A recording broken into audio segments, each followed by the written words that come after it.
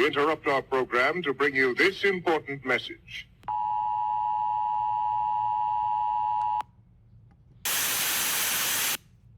I'm back.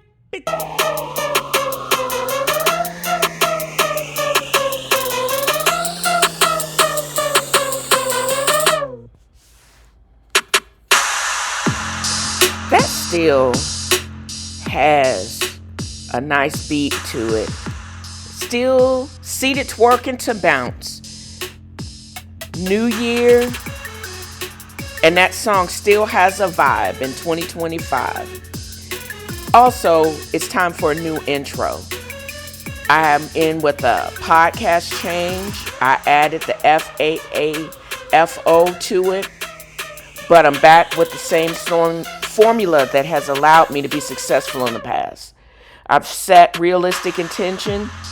I plan on being present and following through, but I still intend to remain petty and hold grudges. Not all intentions need to be positive. Also, I will be unengaged and unbothered by people and things in my life that do not serve me. That means parasitic people, unsolicited judgments, biased newspapers, and mainstream banks. I will not apologize for maintaining my mental peace. Happy and unbothered and at peace because I'm at unbothered. All day, every day, being unbothered is my way. Join me.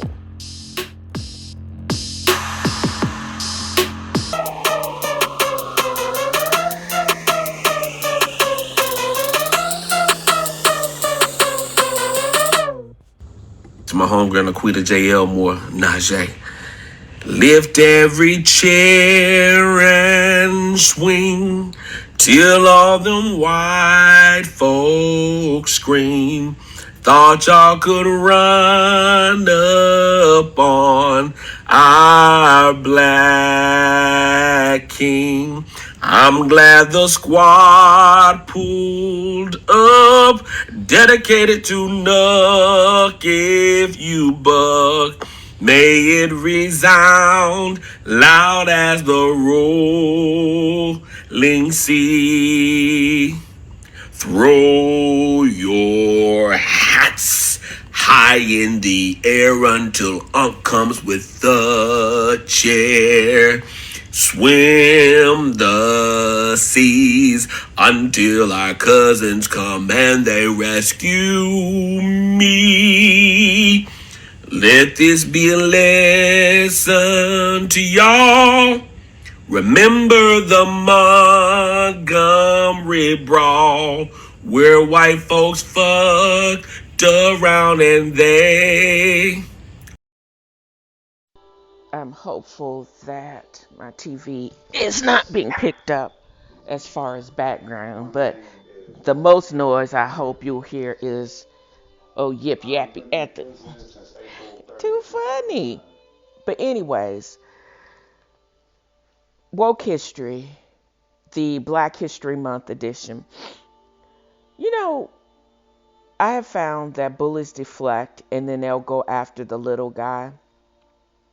But in this age of political shenanigans, who think by doing some jackleg executive order, we're not supposed to say woke, we're not supposed to celebrate Black History Month, but all this is making most people is do the blackity is of black things and dare people to do or say anything.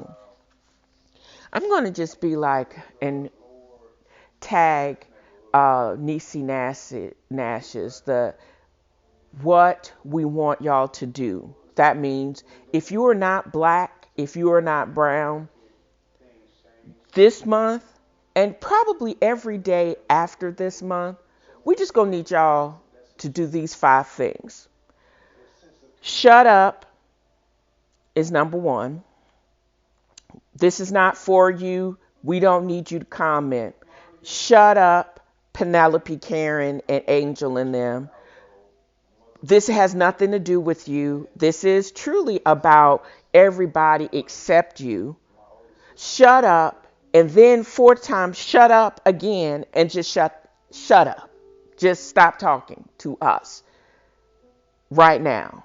Don't ask me to do anything. Don't explain me to do anything. And why is this so important? Just shut up. You have access to the internet just like I do if you paid your phone bill or you paid EPB or whoever is your internet supplier. Just shut up and leave me alone. Furthermore, you may be a racist bully if you do these things. Bullies will bully until you push back. They'll deflect and they'll go after the little guy. So I figure as long as I say alleged or as long as I don't call nobody's name, I'm good. If you fit this, the following description, you just may be a racist and you may need to stop doing those things or just don't listen to my podcast. How about that? But I think it's pretty much safe to say these things. If you want to deflect and blame DEI for everything, who benefits from DEI? More than the 6% black population that is represented in this country.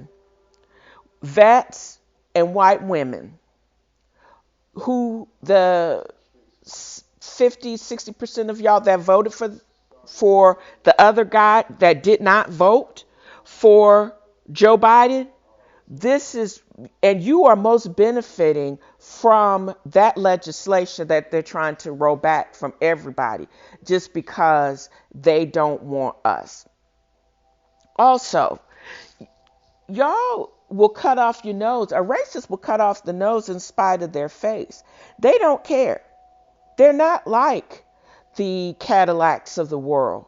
When nobody else would sell us new cars, Cadillac did all through the civil rights movement until this day. That's why I have a soft spot in my heart. And it was apropos that they provided the tank that is the new car for the president instead of the bitch that won't charge up currently. But I digress. I did not know this. I knew that there was a marked disparity between the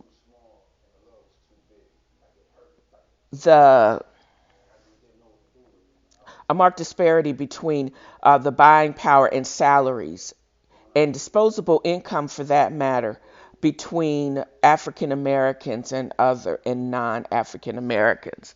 I was not aware of the extent of the disparity. We make, as a people, about 20% less than most white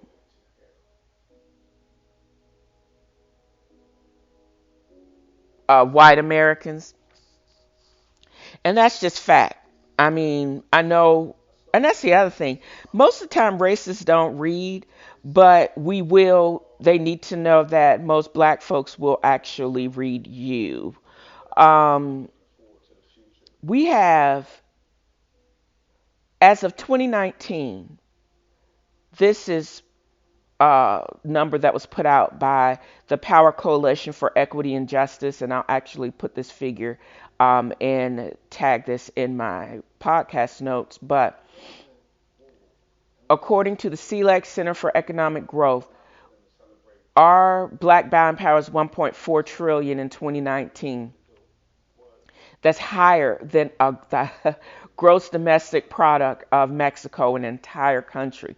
Just the black buying power in this country in 2019 was expected to grow up by 1.8 trillion by 2024, and would be almost double that if there was not a salary difference in salary as it is.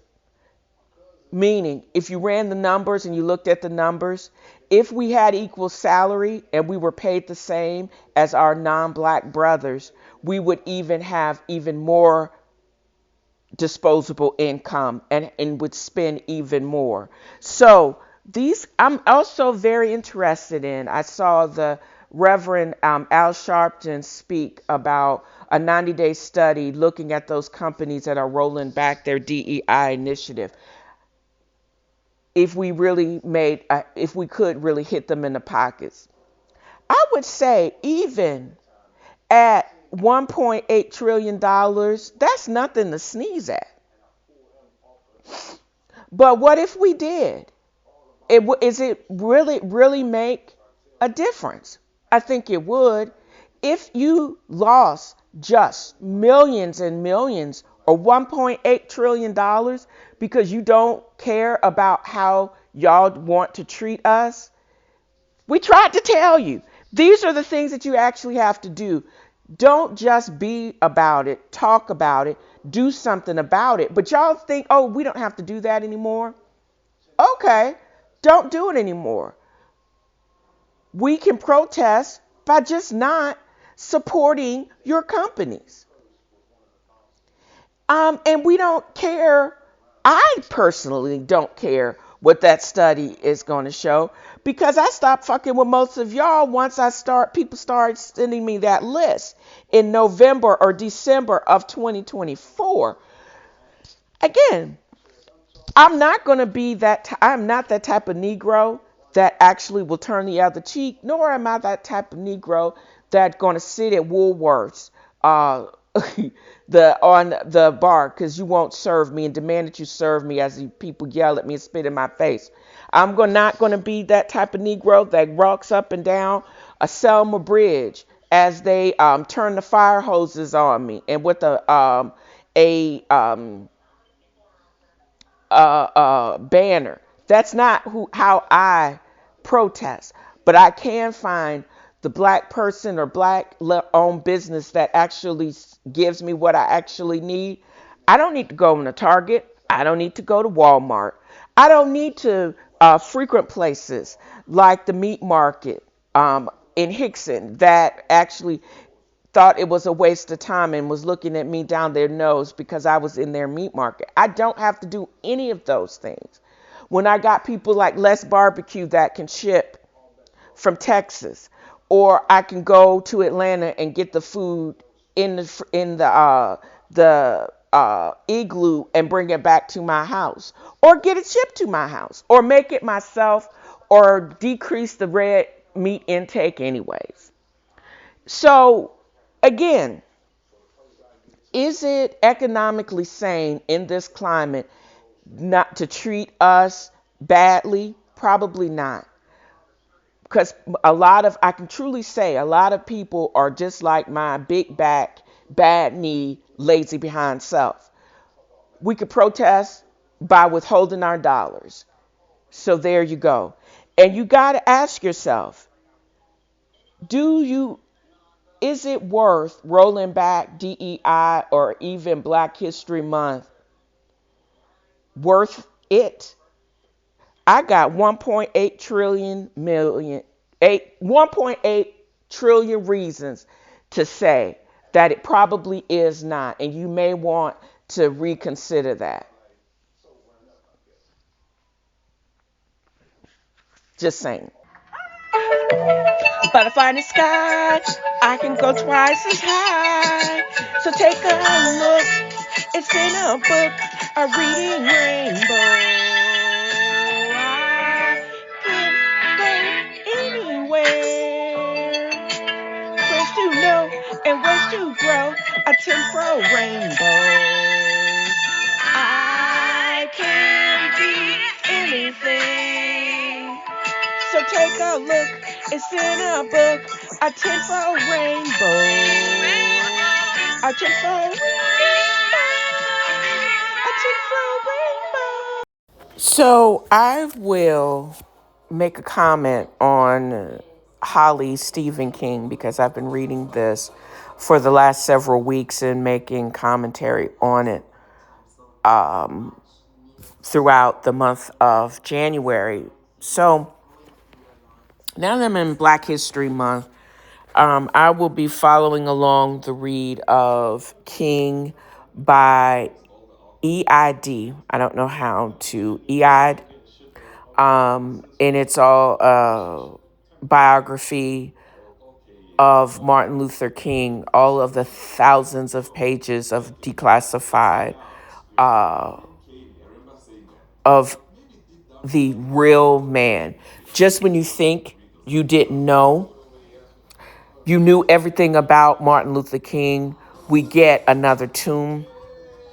And I know I started reading it years ago when it first dropped, at the behest of, because what's his name? The black guy who tips. He basically read it on their show and they discussed it. And I thought it was a pretty dope book. However, I had to put it down because it's like over like 700 pages. That and Ida, A Sword Among Lions. It's about Ida B. Wells. So I'll be picking that up in time for next week's podcast and what my thoughts are on it. But I'm going to finish up this portion. I've gotten up to base like 216, 217. And at least because it is Black History Month, I'm actually going to comment on Stephen King's handling of black women. One of the supportive characters who to me is a main character is Jerome Robinson's sister, Barbara, who is like, I don't even think she's 18 yet, but she's a poet, and she basically becomes an acolyte of Olivia. And her story arc actually begins because of her association with some serial killer in a previous iteration of Stephen King's book, which besides Holly, there's other books of Stephen King that I have not read. And I'm going to have to go back to find out because the teenager shows up in a previous book where Holly actually is the antagonist. The white PI is the antagonist in one of his previous iterations. But she's a great poet because she's great poet because she's a great writer and who is black, and it's her blackness that it's like he's careful to give her props, not in a kind of a condescending paternalistic kind of way, because he's not come out outright and said that he doesn't see color. He recognized and he basically pays homage to her color. And it looks like he basically, I don't know so much if he envies her talent, but I believe it's more the youth of that Olivia envies, because I'm starting to get the feeling that game recognizes game, and Olivia, the lady that's getting ready to turn 100 years old, recognizes that this little black girl is extremely talented and may actually be more talented than her. But I believe it's going to be her association that not only saves Barbara's life, in a lot of way, I think she saves Olivia's life because she gives her purpose and something to look forward to. And that to me, and her youth and her talent all do all of those things, because it seems like she has a new vigor. Also, without knowing why she hates Emily Harris so much,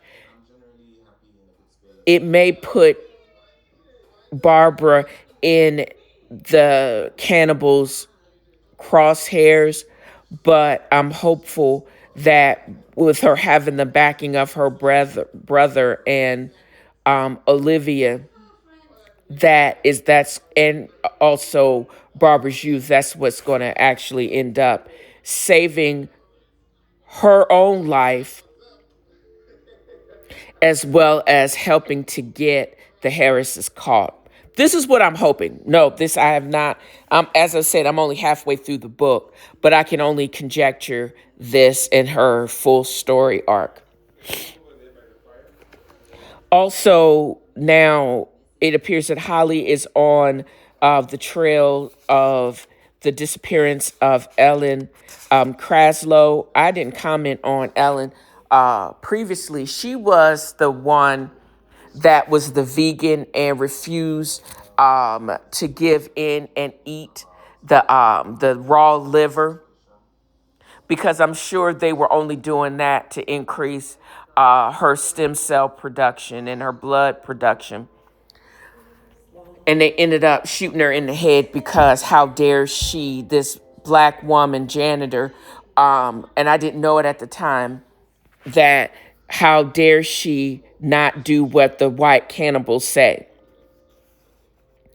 And it was wild that Holly traced Ellen Kraslow's back to a trailer park where the manager, the white manager of the trailer park, was basically saying, you don't have to wear your mask, because COVID is a hoax. And I'm sure that Holly's mother possibly said and was talking to the nurses crazy like that, even when they were putting her on a ventilator and she ended up dying, drowning in her own juices. But COVID is a hoax. But the black retired lady that lived next to Ellen Kraslow was like, who is saying was like, you could take off your mask if you are double vaxxed, because now I am. And she recognized that. It's like, black women, we'll save you, but you got to listen to us. We've done it for decades. We've taught your kids, taught you how to wipe your ass and your legs, and we try to teach your kids, but you don't want to listen to us. And we could save the world. We could save this country. Y'all don't want to listen to us because you think your privilege is going to absolve you of wrongdoing and of stupidity, when it just makes you more stupid. So, no, Stephen King didn't write that. This is my take on this. And I'm just impressed his handling of the Ellen Kraslows and the Barbara Robinson. And now the introduction to this new character, Imani McGuire. Tall, thin, white afro, like a dandelion puff, who is described to be a queen but standing in the middle of a double wide trailer. That's only us right there. And it's so dope. And I think it's well handled. And this is why I always read Stephen King, not just and try and get over the scariness. And it's the weird thing. The humanness of his, like the cannibalistic villains who are also maggots, but they're still humans, and they do some, and it just goes back. Humans are humans, and they can do some fuck shit in the dark, but it always comes to light. And I think Stephen King does an amazing job of writing their humanness and not be too hokey about their base evil. We're a messy bunch, the shady bunch, the shady bunch. I hope Fraternal Checks is worth being part of the shady bunch. So what's the deal with the real tea on reality TV? I have not been as consistent with my podcast listening. In the last couple of days, I may have to start listening to Reasonably Shady, because now Robin Dixon is not on Real Housewives of Potomac, and I just watched them on What's watch what's happening. I had no idea because I don't watch Traders. She was killed early. Um, Not surprising because I think she's too nice, and she, in all of her shade, I think Giselle and her former first lady, Ness, she would have been great on Traders. And she would have clocked the T and been shady and killed them all ruthlessly. It's just that Robin is just so unengaged, and she still seems to look for the best in people. And that's why it was clocked earlier on and she was gotten rid of before. And she probably had a issue with alliances or forming true alliances because she, in all of her tenure as a real housewife, it wasn't like she was always built to truly be a housewife. It's like she's one of those people. I don't know if she's just too lazy or I think that has a lot to do with it. And being invested, it takes work to be shady and consistently be shady. And I don't think she's just not built that way. Now, Giselle, yes. Jizzy, yes. Speaking of Real Housewives of Potomac, Karen Huger's duplicity and Mia still be lying. I don't know. I think my expectations are already real low as it has to do with reality TV. And Mia is so sad because I think she literally doesn't remember her situation, and she only presents what she can remember. It's like from point A to point B, or from point A situation to point B situation, she literally does not seem to remember. And she's such live in the moment, she can't remember that she probably always was in a certain moment before. That's why, and she seems to be so nice and evidently so sweet that you can't fault her. But people really, I don't know this lady, but from what I've seen on the show, it's hilarious because she genuinely is a live in the moment type of person, but she has such bad memory. She doesn't know the previous moment. She only can present what moment she's currently in. What I can truly think is the moment that she actually is presenting is truly authentic and it's not produced, and it probably is crazy because of her bad memory. If you, and I think you won't be so, or as a viewer, you won't be so disappointed in what you are seeing, because all I can probably say is whatever moment that you are presented with is probably authentically what Mia's real moment is. At least she doesn't deflect, because I don't think she can't deflect because she doesn't remember enough to deflect and how to deflect. She really is kind of a dizzy blonde, but you can't fault her. And it would just be better if she had someone that was consistently in her life that truly was not bipolar, off meds, or not on enough meds, that could actually redirect her in a positive light and also show her comeback, and just be able, that's not also on the come up like her, also not on the come up like herself, Jackie, and that authentically wants the best for her, can redirect her and remind her, okay, this is what the moment you're living in now, but you remember that you basically posted this and how this will look crazy. But if you are just into what moment they're in now and is it authentic for that period in time, then she's great. But if you try to follow it, it doesn't make a whole bunch of sense, because I don't think she actually has anybody consistently in her life at this time that can redirect her in a positive manner or give her the strength to let ink go, because you would easily be able, if you really were about that life, you would have gone ahead and divorced and gotten him help, Gordon help. Because now you're not dependent on his salary because he ain't got one.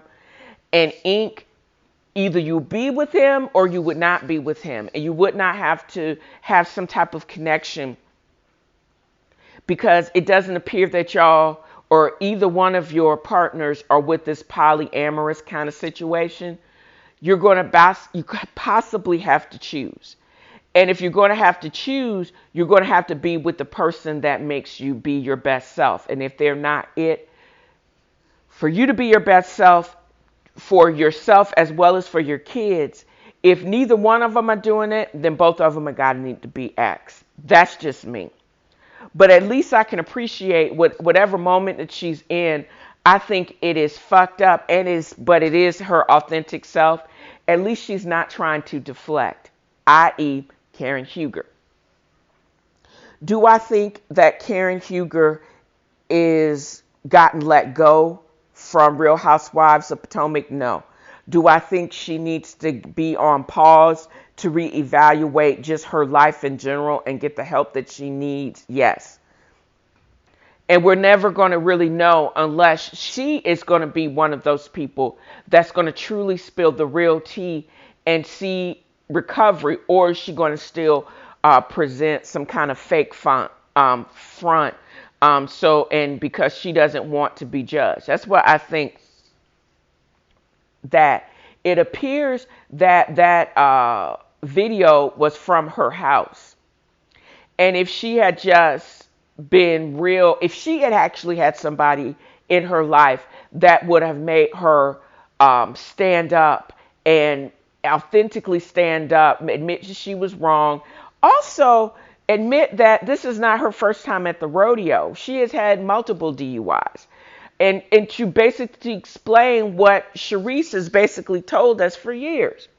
We've known about her dalliances. We've known about a lot of this tea since season 2 or 3.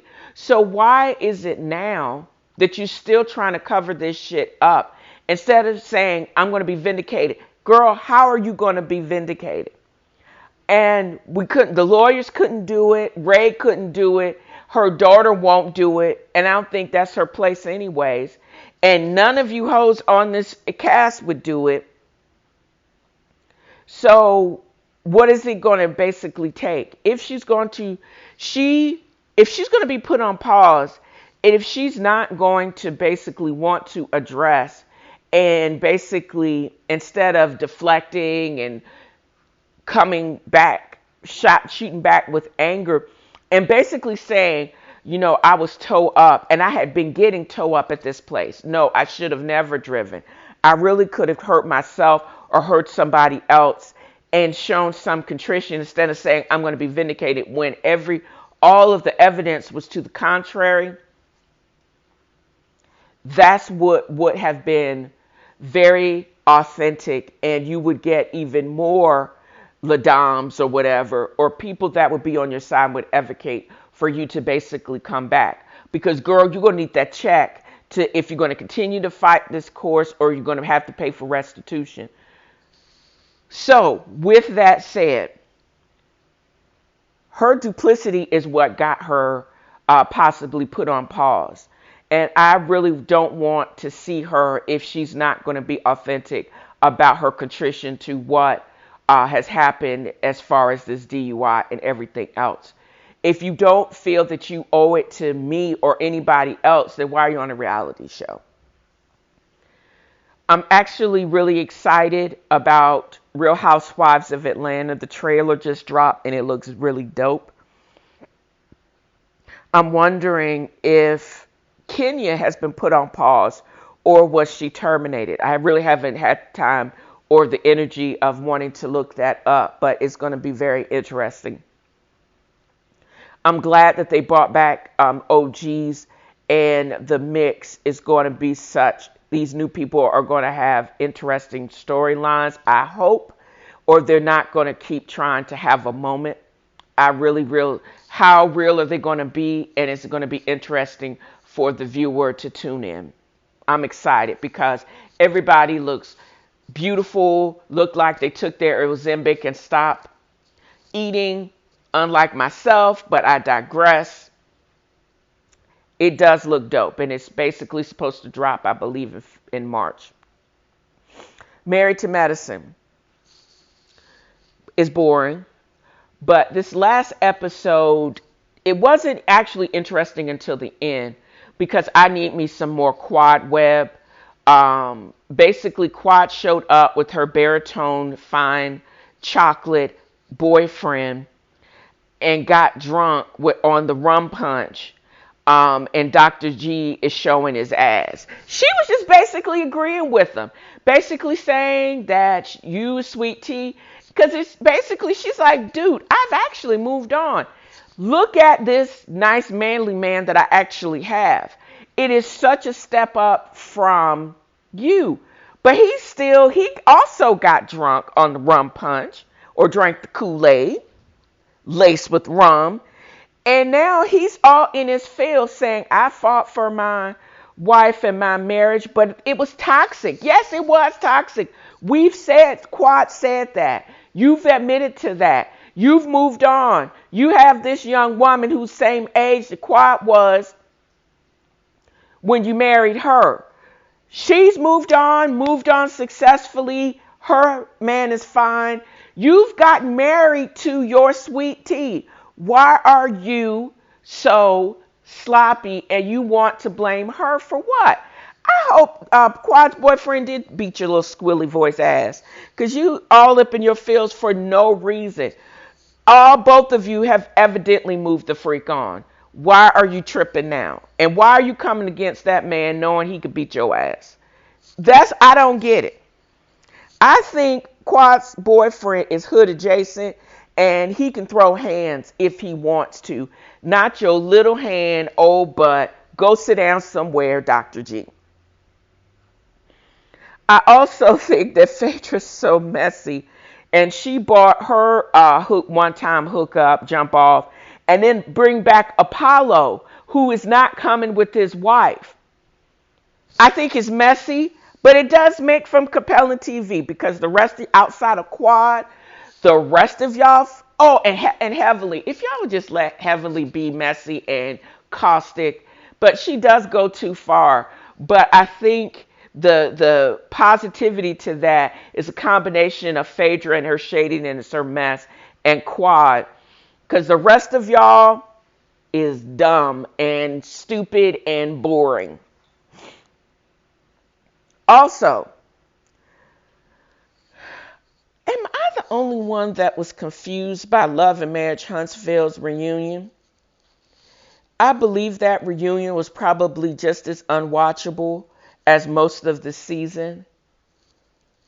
From every milk dud shaped black man there, nobody answered a question straight. And the women also, I wasn't impressed with the fashion. Carlos King, you look good. But the white feathers and the super Joan Crawford shoulders, I was not impressed with anybody's gear at this reunion. And I was less impressed with some of the all of the answers, because none of the answers were straightforward. All of them were sidestepping and deflective. I saw no resolution, and there was no reason for me to even rewatch it. There was no memorable moments except for my confusion as the questions that we wanted answered. The questions were asked, but none of them answered any questions. If anybody should be put on pause to reevaluate their level of life, Huntsville should be just that. I'm also now trying to figure out is if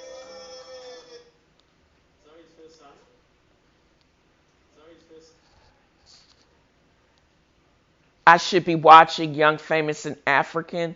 This is the third season. Last season just appeared to be a bunch of contrived moments. I'm not sure. I'm watching this first episode. I'll get back to you on, is it worth watching? Do I believe any of this shit? But if I see some beautiful, it looks like the off season, a whole bunch of people got some work. Somebody got new stylists because their fashion is fashioning. But if the math ain't mathing, I'm going to actually probably have to do some little bit more research as far as, is it worth watching all 8 episodes, or is it a chop? So with that said, is how I'm going to end this part of the show. Maybe a watch on that, on YFA.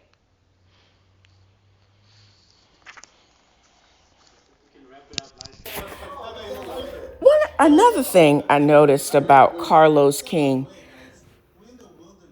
I did not like that reunion.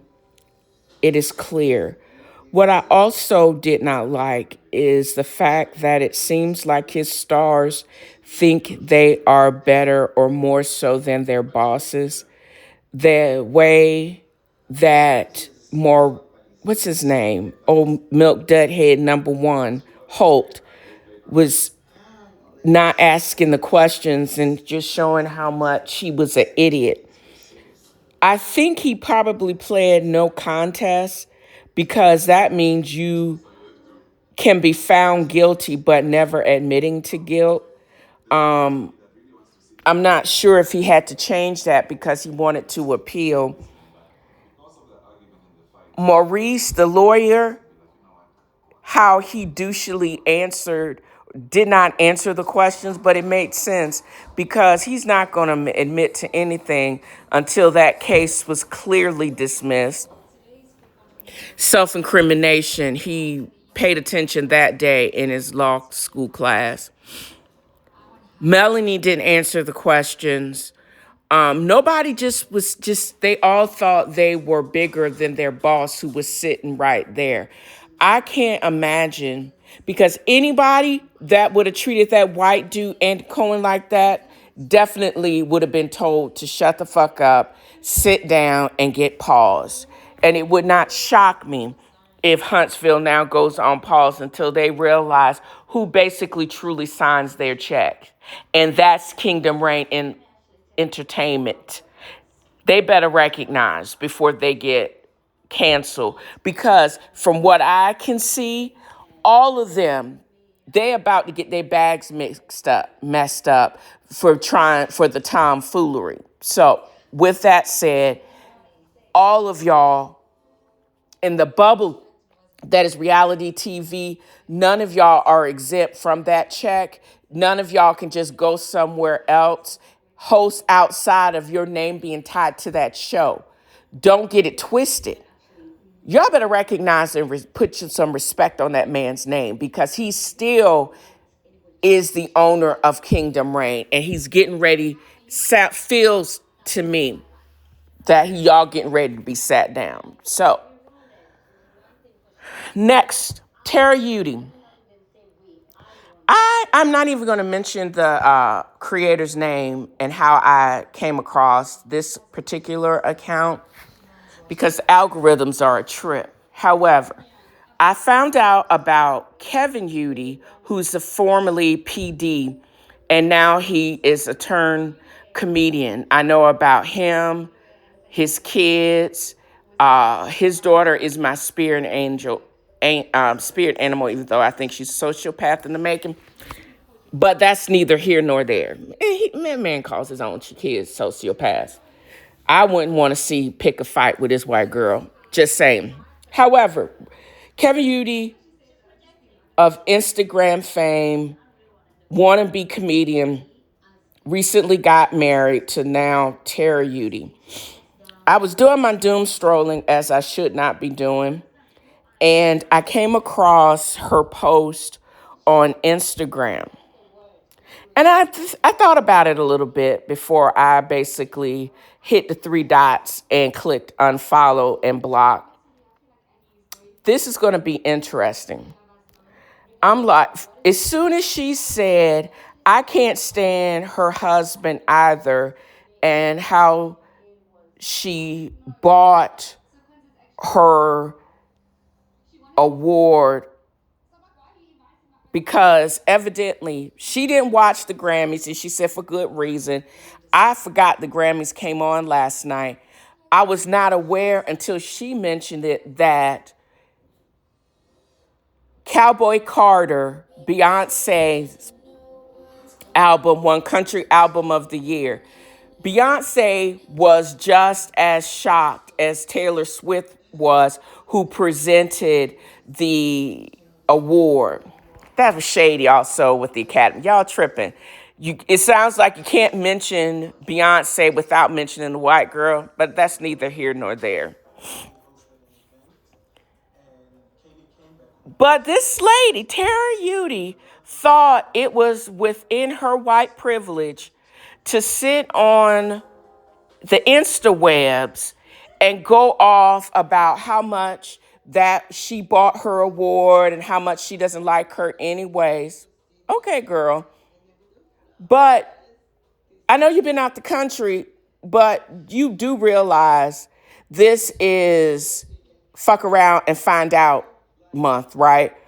Affectionately, everything post-elections, we told you bitches not to vote for that fool. You should have voted for the black lady. We call it Black History Month. You try to cancel it, but we gonna be Blackity Black Month.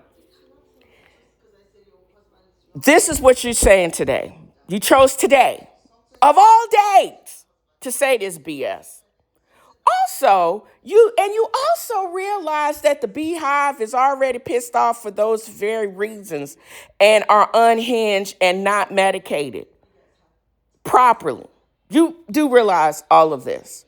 You pick the Blackity is Black Month to go off on Beyonce in your white privilege, and you don't expect blowback. We getting ready to uninvite your husband to the cookout. We didn't want your ass in the air anyways, because we know you probably gonna bring the potato salad with the nasty raisins in it. However, we were going to give you a benefit of the doubt and treat you as black adjacent because of your wigger husband. But now we get ready to disinvite all of y'all. So I'm waiting to see how this goes. Is she going to have, I unfollowed her, but I may see from the creator that I do follow, or maybe Kevin will put it on his page, you know, how she says, this is not me and I'm so sorry, after they dox your ass. So, unless you get ready to stay in Scotland or Ireland or wherever the white place you were in the last couple of weeks and you forgot who the fuck you were dealing with, try us again and keep that crap to yourself. I didn't even unlike it or waste my time commenting on it because I knew I was recording my show. But I want to see just what happens with those types of statements. And anybody else that decide during the Blackity is Black month of the month to go against somebody with unhinged fans. Girl, good luck with that. Talk to your homeboy that said, that warned y'all, your body, my choice. Look what happened to him and how he had to go into hiding. Am I saying that the Bey-Hive is like that and is unhinged as him? Yeah, I don't know, girl. All I got to say, your comments seem to be haterade, and I can almost guarantee everybody that follows her, everybody that downloaded or bought that album on vinyl, all of them would agree that she got it based on true sales. She didn't have to buy anything. She didn't have to stream or get some robot to do anything. So I don't know why you would have thought it was sane on Al Gore's interwebs to put that nonsense out there. Because, as I always ask y'all, shutting up is free. So do you want something, a chair to the head or punched in the neck? Your invite by association is revoked. And girl, you don't want all that smoked. You have been warned. But you basically are a typical Karen and think your privilege is going to protect you. No, it's not, girl. No, it's not. You better recognize and stay and leave Beyonce's name out your mouth. How about that?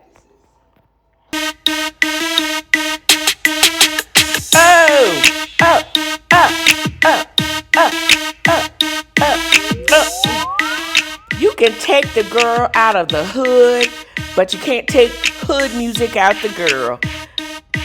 But I'm going to end this with a word, just as I started this podcast. Do or do not do. There is no try. And that's a word from Yoda. I hope I have conveyed just how much fun I have had in creating this podcast. I've got my mojo back. Just set your intention or reset your intention. It could be daily if necessary. Mine is peace. No mental dumping over here. If I'm acting like I'm not listening, I'm probably not. I'm not your therapist. I'm not a therapist. Keep the crazy to yourself, child. You do you and leave me be. The sooner you figure that ish out, the happier you will be. So this is what I want to convey in this podcast. And that wraps another of F.A.A.F has a fro. Join me next time as I throw shade and point out the shade and simply have fun. Y'all have a great new year.